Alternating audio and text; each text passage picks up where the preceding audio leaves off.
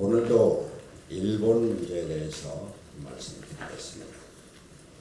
한일 관계가 악화 일로를 걷고 있어서 우리 국민의 우려가 커지고 있습니다. 문재인 대통령이 어제 수석보좌관 회의에서 일본 측의 조치 철회와 성의 있는 협의를 촉구했지만 일본 정부는 하루도 지나지 않아서 이번 조치는 협의 대상이 아니다, 철회할 것이 아니다 라면서 문재인 대통령의 요구를 일축했습니다. 어젯밤 늦게는 한국 정부가 스위스 제네바에서 열린 WTO 상품무역이사회에 일본의 경제보복 조치를 긴급 의제로 상정 요구하면서 채택이 되었다고 합니다. 정부는 일본이 제안한 3국 중재위안을 거부하고 국제사법재판소 회부도 거부하고 있습니다. 일본의 아소다로 부총리는 한국이 중재에 응하지 않는다면서 추가 보복 조치를 예고했습니다. 문제 해결에 실마리는 보이지 않고 확산될 조짐만 보이고 있습니다. 문 대통령 자신도 인정했듯이 이번 사태가 맞대응의 악순환으로 이어져서 장기화될 경우 그 피해는 한일 양국의 국민들이 고스란히 받게 될 것입니다. 한국 정신은 벌써부터 급락하며 흔들리고 있고 일본의 언론들조차 이번 경제보복 조치가 일본 경제에 미칠 피해를 한 목소리로 우려하고 있습니다.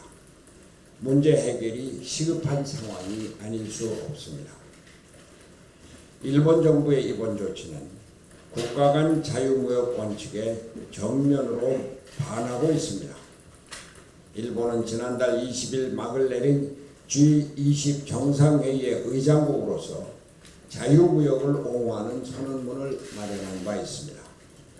일본 정부는 이에 따라서 경제보복 조치의 부당함을 인정하고 외교적 대화로 문제를 해결해 나가려는 자세를 보여야 할 것입니다.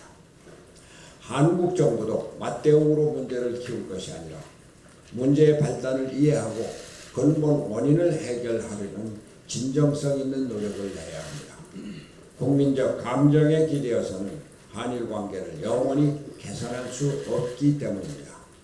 정부가 적극적으로 나서서 대화의 실마리를 풀어나가야 합니다.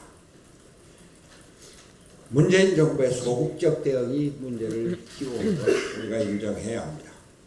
작년 10월 대법원의 강제징용자 배상 판결이 선고된 이후에 정부는 무엇을 했습니까?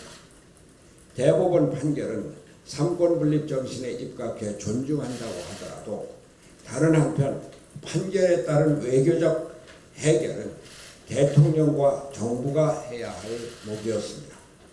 그런데 문재인 대통령과 정부는 무슨 외교적인 노력을 했습니까? 일본 정부도 해당 기업도 동의하지 않는 기금 조성안은 상대방에 대한 고려가 전혀 없는 졸속안에 불과했습니다. 흔히들 일본 참여선거가 끝나면 문제가 해결될 것이라고 하는데 참여선거로 풀릴 문제가 아닙니다. 명분도 중요하지만 대통령은 국가의 미래를 책임지는 위정자로서 철저히 국익에 기반하여 문제를 바라보아야 합니다. 또한 국제사회의 일원인 대한민국 정부의 수반으로서 동북아 전체의 평화 협력 관계를 구축할 의무도 갖고 있습니다. 지금은 이념과 감정에서 벗어나 문제 해결을 위해 진지하게 노력해야 할 때입니다. 일본 전문가를 총동원해야 합니다. 일본이 이해하고 받아들일 수 있는 방안을 적극 모색해야 합니다. 일본 통인 이낙연 총리도 정치적 입장이 아니라 국가 이익의 차원에서 적극 나서주기를 요청합니다. 일본에 특사를 보내 문제 해결의 실무적 절차를 마련할 것도 제안합니다.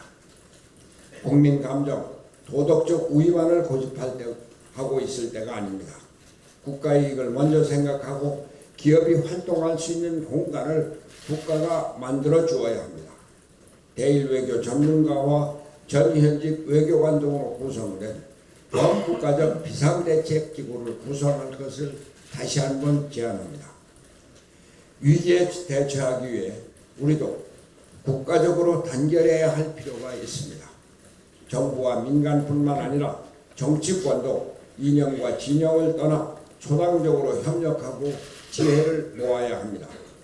대통령은 5당 대표를 불러 모아 해결 방안을 함께 의논하고 대책을 강구할 것을 촉구합니다.